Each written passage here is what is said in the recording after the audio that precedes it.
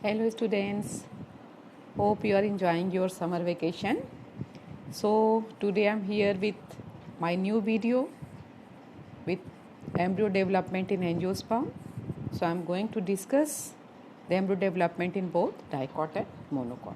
Okay, but before discussing about the embryo development, I like to discuss little bit about the double fertilization. Okay, because double fertilization only results in the zygote formation and the embryo formation. So the very first thing is that in case of angiosperm, you know that two male gametes are being produced. So first male gamete that has been produced, that combines with the egg cell, okay, and that result in formation of zygote. This zygote further divides to form the embryo, but the zygote immediately doesn't go in divisional phase. It starts getting inside the resting period because zygote is a unicellular structure, embryo is a multicellular structure. For the formation of embryo, this zygote needs nutrition. Okay, so that's why till the endosperm is formed, the zygote undergoes resting period, because you must be knowing that the endosperm is a nutritive tissue. Now, how this endosperm is formed? This endosperm is formed when the second male gamete, it fuses with two polar nuclei. Okay, so these polar nuclei are haploid in nature, two polar nuclei, n plus n, and the second male gamete further n. So that's why endosperm is triploid in nature. Zygote is formed by fusion of first male gamete and the egg. That's why zygote is diploid in nature. Okay.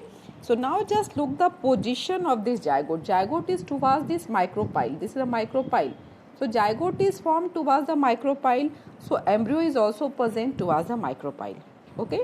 And the endosperm is present in the center. Here endosperm has been formed. Because these are important point, that's why I am emphasizing it. Okay. So now just come to the formation of the embryo. So now, as I discussed you earlier, the zygote after formation undergoes a resting period and it gets surrounded by a thin wall, cellulosic cell wall, and this is called oospore. This zygote is called as oospore.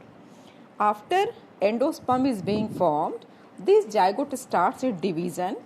The zygote divides, the first division of zygote is transverse. Here you find that it is transverse and unequal.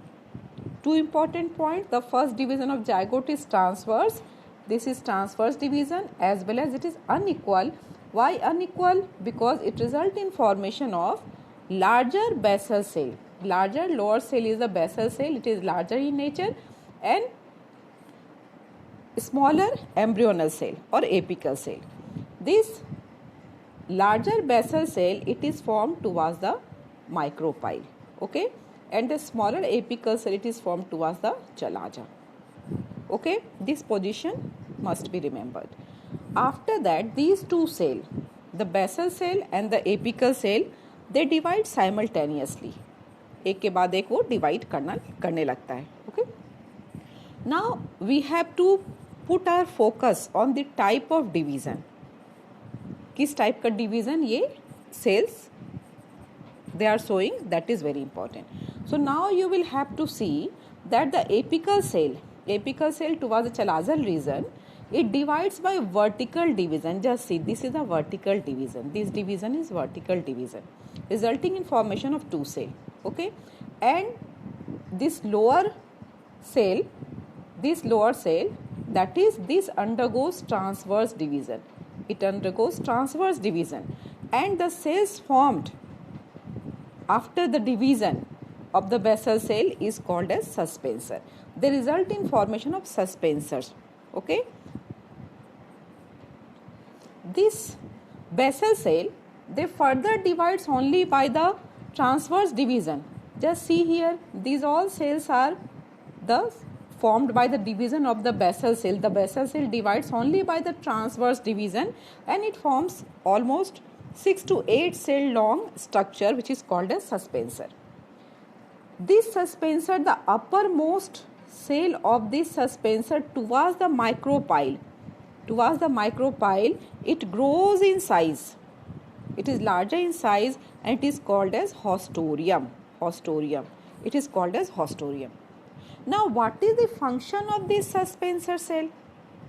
The suspensor pushes the embryo towards the endosperm so that embryo can get nutrition from the endosperm. Okay. So now we have seen the division of the basal cell is only by transverse and it results in formation of 6 to 8 cell long suspensor. Okay. So now we are coming to the embryonal cell. The first division of this embryonal cell we have seen that it is vertical, and because of that at this stage the T-shaped structure was formed. T-shaped because it was having 2 embryonal cell and then 2 suspensor cell also. So it was showing the T-shaped structure. Okay. Further what happens that this embryonal cell, these two embryonal cell present over here, they further divide by vertical division only. Because of that you find here that the embryo, 4-celled embryo is being formed. This 4-celled embryo is called as quadrate stage. Okay. So here we have seen that up to quadrate stage we find that embryo has divided only by 2 vertical division, but the basal cell has divided by repeated transverse division to form 6 to 8 cell long suspensor, and embryo is only having 4-celled structure. Okay.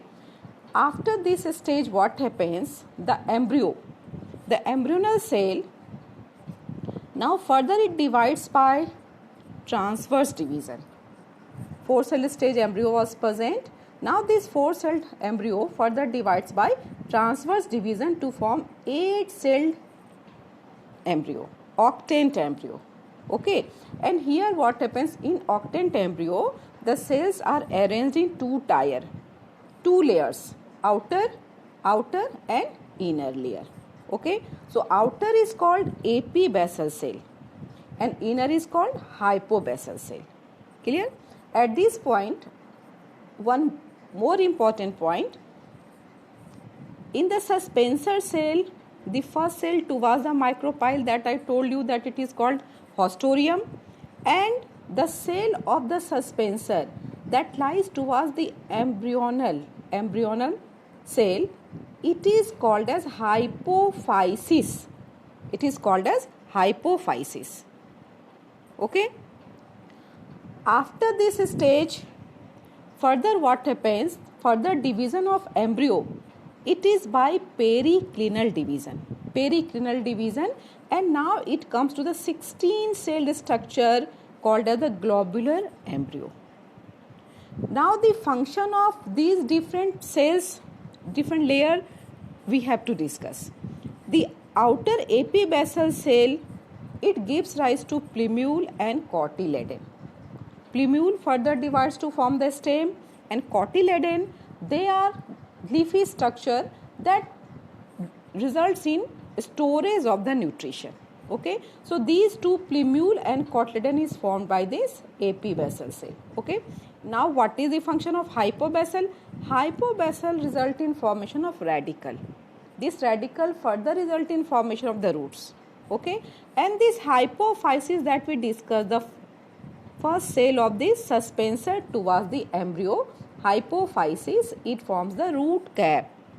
The root is formed by this hypobasal cell, but root cap is formed by the hypophysis, the cell of the suspensor, first cell of the suspensor towards the embryo. Okay. Now further what happens, now here you see in the globular, this is the globular embryo.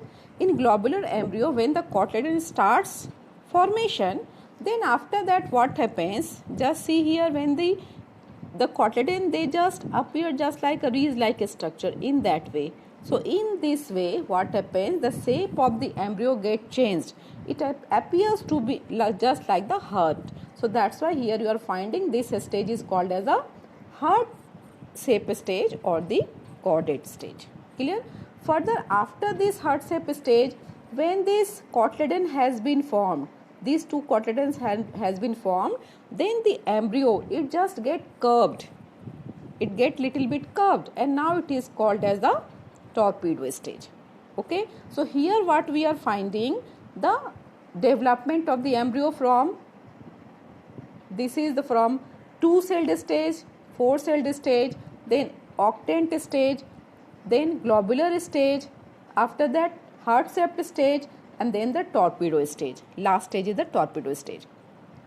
Now further, as I told you that from epibasal cell, the plumule and the cotyledon arises. So here cotyledon arises from the epibasal cell. In between the two cotyledon, the space is left. This space gives rise to the plumule, and this plumule further gives rise to the stem. Okay, and the hypobasal cell, this hypobasal cell gives rise to the radicle. Okay, so now the next we'll see this is the structure of the mature dicot embryo. Here you can find that it has two cotyledon. In between these two cotyledon, this space, that is the plumule. From here the plumule arises, and the embryonal part just below the plumule is called epicotyle. Here you will, this is called as a epicotyle. This is epicotyle. Okay, and after that the radicle is formed. This radicle is formed from the hypobasal cell. From the hypophysis, root cap has been formed, and just above this radical portion you find the hypocotyle. Okay, so this is all about the structure of the dicot embryo. Now I am just discussing about the monocot embryo development. Although this monocot embryo development is not given in the NCERT syllabus, but it is important from the competition point of view. That's why I am discussing this. There is little bit difference in the development of the embryo in case of monocot. Okay, so here you can just see, here also divide, the first division of zygote is unequal, that forms the larger basal cell towards the micropyle and a smaller terminal cell towards the chalaza.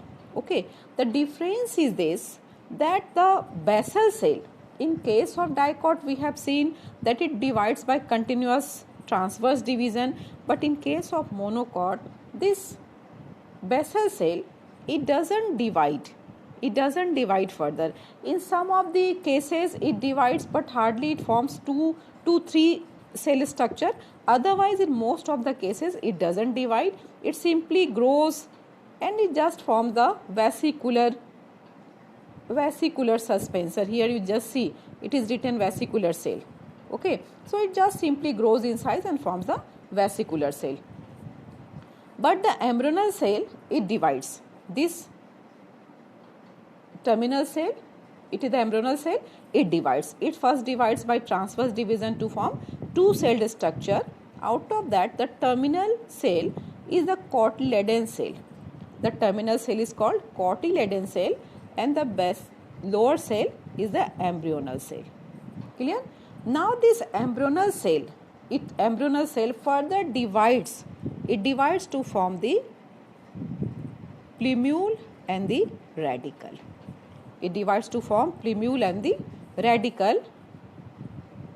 The cotyledon cell is at the tip. It further divides to form the cotyledon, and cotyledon of the monocot is called scutellum. Okay, and the embryonal cell, it further divides to form plumule and the radical cell. Plumule gives rise to the stem and radicle gives rise to the root. Okay, so in that way this is the difference in the division of the embryonal development of the dicot and monocot. Okay, so in dicot we find that the embryonal cell divides by 2 vertical division and 1 transverse division, and after that further periclinal division.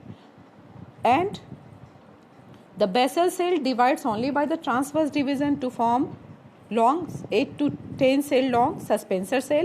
But in case of monocot we find that the embryonal cell, it divides only by the transverse division, whether basal cell either divides to form 2 to 3 cell suspensor, or it may not divide. Okay, so that's all for today. Next we'll again meet with my next video. Thank you very much for watching this video. Thank you.